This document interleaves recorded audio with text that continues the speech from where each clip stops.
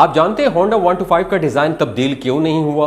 अगर आप जानते हैं तो बहुत अच्छी बात, अगर नहीं जानते तो मेरी इस वीडियो को आखिर तक देखिएगा, बहुत एंजॉय करेंगे और बहुत कुछ लर्न करने का मौका मिलेगा। दिसंबर 1974 में इंजन की फाइनल शक्ल सामने आई और उसे जापानी मिस्त्रियों के सामने रखा गया कि उसे खोलें और उसे दोबारा बंद कर दें। पूरा इंजन खोलने के बाद आधे घंटे में बगैर किसी के सिखाए वो पूरा इंजन बांध चुके थे। मई 1974 में होंडा वालों ने 2 बंदे जापान से पाकिस्तान सिर्फ इसलिए भेजे कि यहाँ किस किस्म के मोटरसाइकिल कामयाब हो सकते हैं।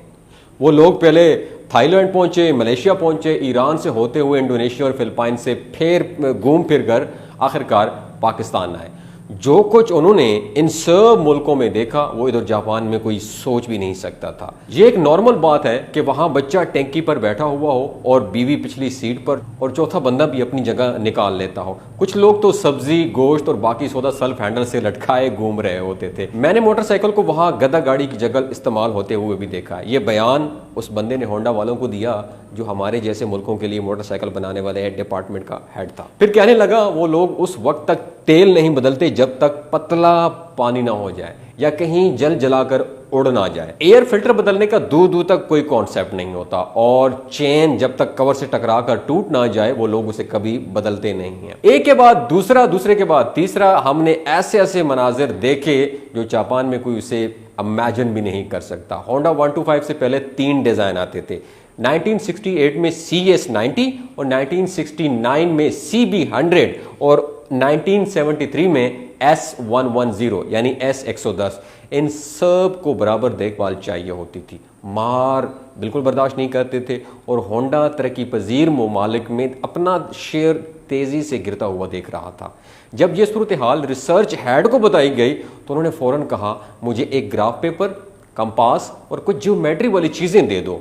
सुबह वो बंदा एक नए डिजाइन के साथ दफ्तर में आ गया।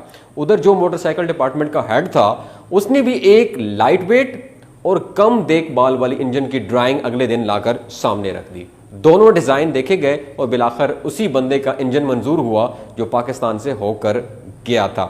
जी बिल्कुल, वो OHV इंजन था जो होंडा 125 में आज तक चल रहा है।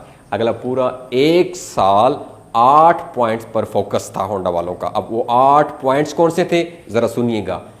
इंजन की फ्यूल एवरेज अच्छी हो, मार खाने वाला इंजन हो, डिजाइन मुकम्मल प्रैक्टिकल हो और वही चीजें मुमकिन हो जिनके लिए लोग आदी हैं। पूरी मोटरसाइकिल की देखभाल आसान हो, फ्रेम ऐसा हो जो 4 बंदे भी बर्दाश्त कर सकें। मोटरसाइकिल की पेट्रोल की टैंकी ऐसी हो कि बच्चा आराम से बैठ सके। मोटरसाइकिल का रंग और स्टिकर ऐसे हो कि पाकिस्तानियों को पसंद आए। सीट ठीक ठाक कुशादा और लंबी हो, 2 की बजाय 1 हो और पीछे जो कैरियर है वो भी लाजमी हो ताकि फालतू सामान भी वहां पे रखा जा सके। दिसंबर 1974 में इंजन की फाइनल शक्ल सामने आई और उसे जापानी मिस्त्रियों के सामने रखा गया कि इसे जनाब आप खोलें और दोबारा बंद कर दें।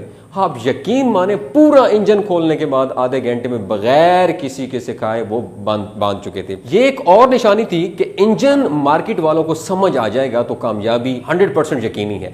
थाईलैंड और बैंकॉक की गर्मियों में मोटरसाइकिल कच्चे रास्ते पर दौड़ाई गई ताकि इंजन के गर्म होने और धूल मिट्टी से खराब होने वाले मसले को भी चेक किया जा सके। पेट्रोल भी हर जगह से डलवा कर देखा कि कचरे वगैरह का प्रॉब्लम तो नहीं आ रहा सामने। सब कुछ करने के बाद 1975 में होंडा CG125 को मार्केट में प्रोड्यूस कर दिया गया। 1992 में होंडा 125 पाकिस्तान में भी बनना शुरू हो गई। अब सवाल ये पैदा होता है कि होंडा 125 की टैंकी टापे और बाकी डिज़ाइन 1975 से अब तक बहुत ज़्यादा तब्दील क्यों नहीं हुए? इस सवाल के 2 जवाब हैं। एक तो ये कि 2008 के बाद जापान में ये मोटरसाइकिल बनना ही बंद हो गई। चीन, पाकिस्तान, थाईलैंड वगैरह में अब भी बनती है। जो भी रिसर्च एंड डेवलपमेंट होनी है वो यहीं होती है। और यहाँ क्या आपके ख्याल में हालात 1974 से अब तक कुछ बदले नज़र आते हैं?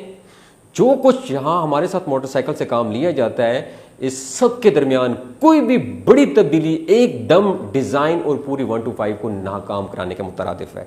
दूसरा जवाब ये कि होंडा 125 यूटिलिटी मोटरसाइकिल कैटेगरी में आती है और उसका स्टैंडर्ड डिजाइन यही होता है। मोटरसाइकिलों की 6-7 दूसरी किस्में भी हैं। ट्रेल जो कच्चे रास्तों पर दौड़ती है, क्रूजर जो हैवी बाइक टाइप चीज होती है लंबे सफरों के लिए, और रेसिंग मोटरसाइकिलें इसके अलावा अलग होती हैं।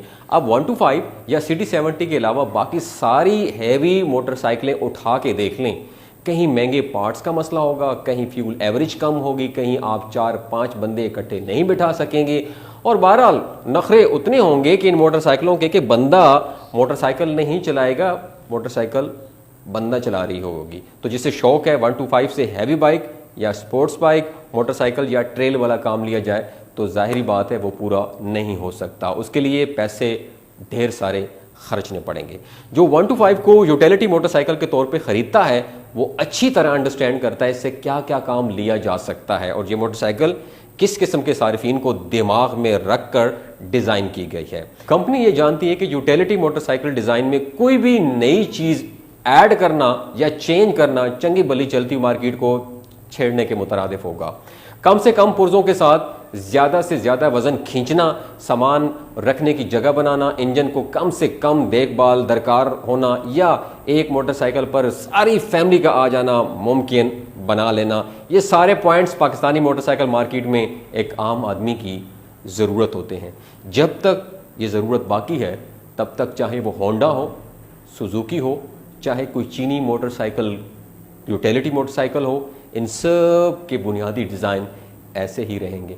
तो आपको पता चल गया पाकिस्तान में 125 क्यों हर नया मॉडल एक जैसा ही होता है, उनका ना टैंकी टापा चेंज होता है, ना कोई इसमें कोई डिज़ाइनिंग चेंज होती है। तो ये है 125 के पीछे वो राज जो 1975 से 2022 तक होंडा चेंज नहीं हुआ। अगर आपको ये वीडियो अच्छी लगी हो तो अपने किसी होंडा रखने वाले दोस्त के साथ ज़रूर शेयर कीजिएगा।